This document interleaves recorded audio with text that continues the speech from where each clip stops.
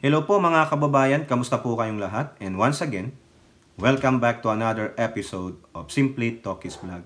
Pag-usapan natin mga kababayan yung sinabi ng inyong former president tungkol sa may utang na loob ang pamilya Marcos na sinasabi ng mga anak niya na kung saan ito daw pong kanilang amang Duterte ang siyang nagpalibing sa libingan ng mga bayani ang former president na si Ferdinand Edralin Marcos Sr. Yan po ang lagi nilang sinasabi, walang utang na loob ang mga Marcos after na pumayag ni Pangulong Duterte ninyo na siya ay ilibing sa libingan ng mga bayani. Ngayon, kinontra po yan mismo ng tatay ng mga Duterte. Yung mga sinasabi nung anak niyang bunsong kupal na mayor ng Davao City, o yung iniisip ng mga minions nilang supporter, mga didilis at nung inyong bising pusit. Talaga po, no, sinabi ng dati ninyong Pangulo, ha? Mamaya may video po galing UNTV, papanood natin sa inyo kung ano po ang sinabi ng inyong dating Pangulong Duterte. Yan, dito po yan, UNTV yan, ha? Okay, at kung ano rin po ang naging desisyon ng Supreme Court dito sa mga matagal na to 7 years ago, pero babalikan lang natin, no? Ito kasing maraming mga anti-Marcos talaga na ayaw siyang payagang mailibing sa libingan ng mga bayan. I-recall lang natin. Okay, pero bago po tayo magpatuloy, tayo po ay magbibigay pugay at pasalamat sa lahat ng ating channel members, followers, subscribers, nagla-like at nagsishare ng ating mga videos, sa mga nagbi-video replay, nagsishare ng kanilang blessings. Ganon din po sa mga nakakasama natin sa ating video premiere at live stream. Special shout out to all OFWs, men and women in uniform, sa mga frontliners at mga guro. And may God bless us all. So eto po mga kababayan, balikan natin ito. Itong ulat ng Rappler 2016, November 8. Ipaalala natin sa mga minions ng Duterte, no, na hindi po kayo ang nagpalibing. Hindi kayo ang nagdesisyon na ilibing sa libingan ng mga bayani ang dating Pangulong Ferdinand Edralin Marcos Sr. Supreme Court allow heroes burial for Marcos. So hindi naman sinabi diyan Duterte allows heroes burial or burial of President Ferdinand Marcos Sr. sa libingan ng mga bayani. It's the Supreme Court who decided. It's the highest court in the land decided for former President Marcos Sr. na mailibing sa libingan ng mga bayani. Oh, ano kayo? Ha? Bakit nyo kini-credit grab? Oh, di ba kayo talagang mga didilis Mahilig kayong mag-credit grab para kayong si Bongo yung Chekwa, no? Mukhang sabi niya, nagbunga din ng paghihirap, pangungulit. Kala mo siya naman na nag-file ng kaso dun. Hindi naman pala siya ang nag-file ng case sa Supreme Court na itigil yung transfer ng 80 billion pesos ng PhilHealth sa National Treasury. Nandun yung Juan Sambayanan. Nandoon sila Nelly Cormunares. Nandoon si Coco Pimentel. Nasaan ang Bongo? Nung lumabas na lang yung TRO ng Supreme Court, ayun, nagnganganak credit grabber. O di ba parang kayo lang dito? Paulit-ulit nyo lang sinasabi. Pasalamat kayo at inalaw ng Pangulong Duterte na malibing si Apo Lakay sa libingan ng mga bayani. Ulul. Di ba? Supreme Court ang nagdesisyon. Basahin natin. Former President Ferdinand Marcos can now be buried at the libingan ng mga bayani. The Supreme Court on Tuesday, November 8, 2016, cleared all legal, may legality pa. Kasi may mga nagdidemanda, may nagrereklamo. Obstacle to a Marcos burial for decades, an issue that has driven a deep wedge in Philippine political life. By a vote of 9-5, the High Court rejected petitions that sought to stop the burial. Ayan, alam niyo na kung sino yung mga yan. Of the late dictator. Associate Justice Benvenido Reyes inhibited from the case, reducing to 14 the number of justices who voted. May nag-inhibit. Ayaw. Associate Justice Arturo Brion Presbiterio Velasco Jr., Diosdado Peralta, Lucas Bersamin, nandun pa si E.S. Bersamin dati, Mariano del Castillo, Jose Reyes, Teresita de Castro, Jose Mendoza, and Estela Perlas Bernabe voted in favor of giving Marcos a hero's burial. Tama, mali? Nabasa niyo? Napakinggan ninyo? Supreme Court, hindi po sinabing Rodrigo Duterte or Duterte family allow a hero's burial for former President Ferdinand Edralin Marcos Sr. Ulit-ulitin natin sa kanila. Okay? Ito pa ang sabi dito. Nung nilabas itong desisyon na 9-5, isa kasi nag-inhibit. In a press briefing, SC spokesperson Teodoro T. announced some of the reasons cited by the justices for allowing the burial of Marcos. There was no grave abuse of discretion on the part of President Duterte in ordering the burial of Marcos. There is no law that prohibits the burial of the former President Marcos. Kasi after na ito ay aprubahan, inutos lang. Inutos ng inyong Pangulong Duterte na gawin na yan. Supreme Court na nagdesisyon Anong gagawin ni Duterte? Di ba? Sabi lang dito, sabi nila, kung hindi kay Duterte, hindi naman maano yan ginusto niya Ginusto niya Ayun ang sabi niya, sa campaign promise niya, pinangako niya. Di ginawa niya, kudos kay Duterte. Pero hindi siya ang nagpalibing. Di ba? Walang batas na pumipigil para hindi ilibing doon ang dating Pangulong Marcos Sr. The President has the power to decide on the use of land within the public domain. There is no law that exclude the libingan ng mga bayani. Correct. Marcos was a former Commander-in-Chief, former soldier, and former Secretary of National Defense. Some justices disagree with the position, others that the former President was dishonorably discharged. This apply only to the military. On the issue of moral turpitude, Marcos has not been convicted. Ito na Yung mga anti-Marcos dyan. Ito. Supreme Court na mismo naglabas. On the issue of moral turpitude, Marcos has not been convicted by any final judgment, and the cases cited were all civil in nature. Walang criminal. Walang final judgment. So, malinis.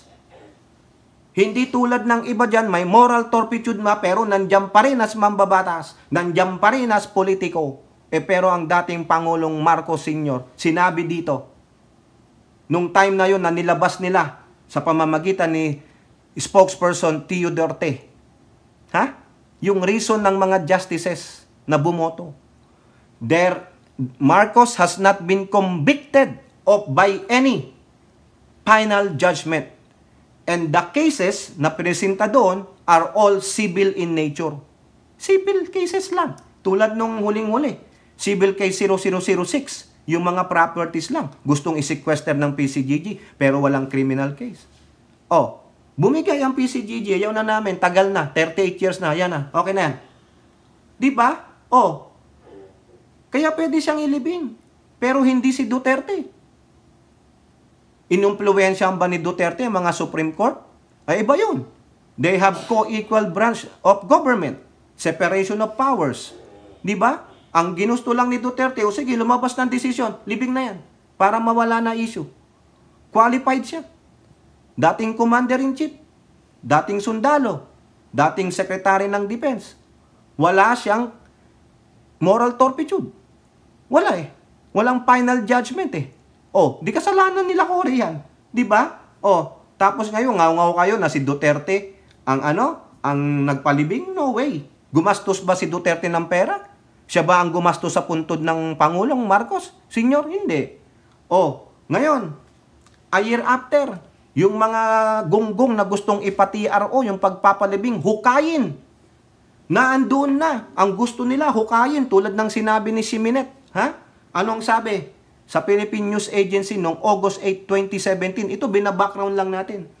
Supreme Court affirms decision. Desisyon ng Supreme Court, hindi si Duterte. Allowing ex-President Marcos burial at hero's grave. Talo. Talo sila Lagman. Ha? Sila Lagman ito eh. Di ba? Oh, yung gusto ngang maghukay si Lagman eh. Oh, the SC dismissed appeals by the groups of former Bayan Muna Party List Representative Satur Ocampo and Albay Representative Edsel Lagman. Parang si Pusit, which sought the exhumation, hukayin, of the late strongman's remains for lack of merit. Nandun na eh, nakalibing na eh. Pero itong dalawang gunggong na ito, si Ocampo at si Lagman, gustong hukayin. O ngayon, yan ang gustong gayahin ni Pusit dahil daw sa galit niya, sabi ng ama niya. Pero hyperbole lang yon. O, di ba? Tama, mali.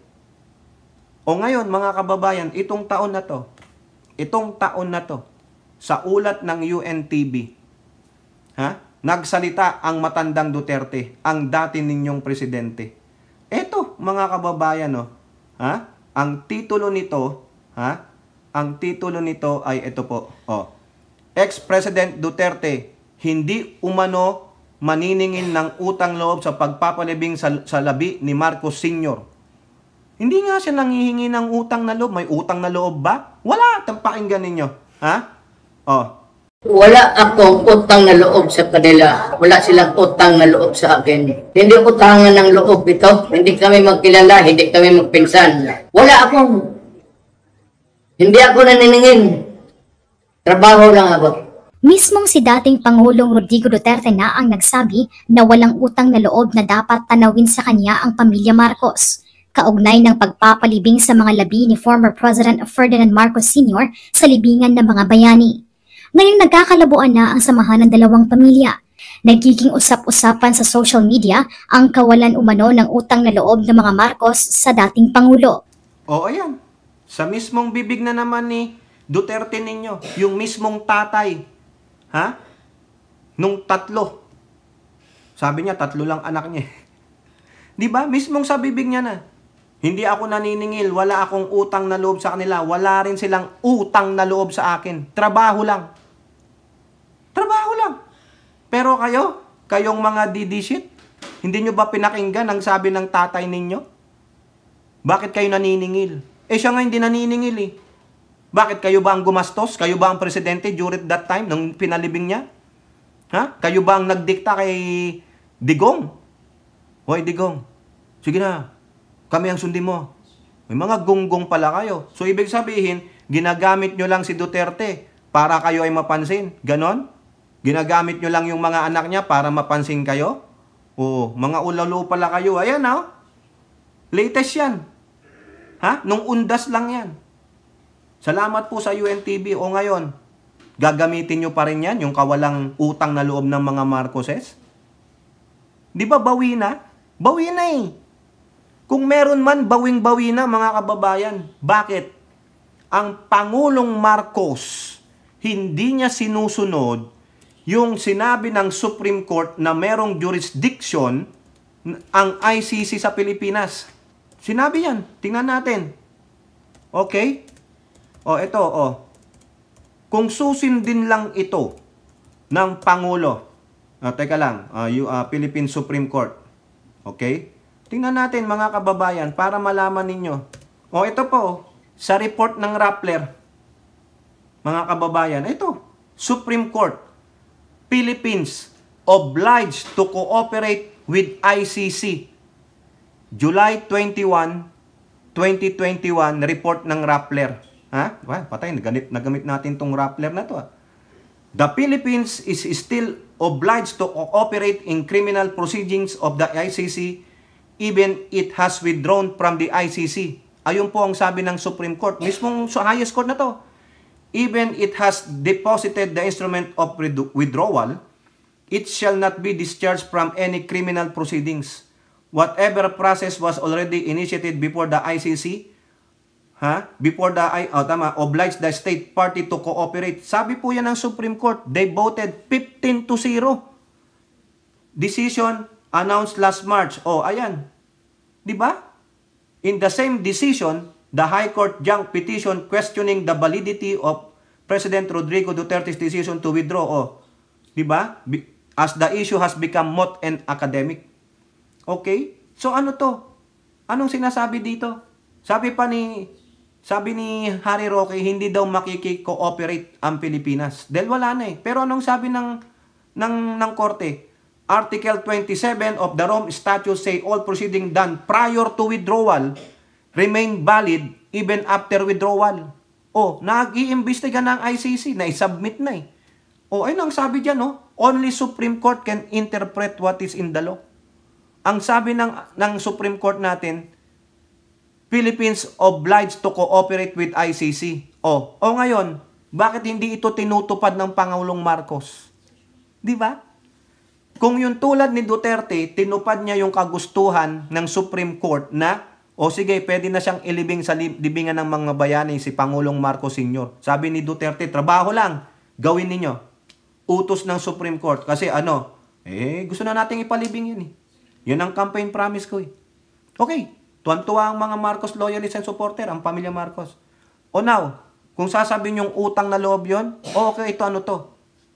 Kung utang na loob din lang naman, bakit hindi pumapayag ang Pangulong Bongbong Marcos na tuluyang mag-imbestiga, makiki-operate ang kanyang gobyerno sa ICC, na kung saan sinabi ng Supreme Court, Philippine obliged to cooperate with ICC because of the Article 27 of the Rome Statute. Ulitin natin, Article 27 of the Rome Statute say all proceeding done prior to withdrawal. All proceedings, lahat ng kung ano nagaganap doon, investigasyon, pagdinig sa kaso, prior to withdrawal, remain valid even after withdrawal. Duterte withdrew from the ICC in March 2018. Kung 2016 to 2017, prior to what particular hanggang February 2018, may proceedings hanggang doon. Di ba? A month after, Bensoda opened the preliminary investigation.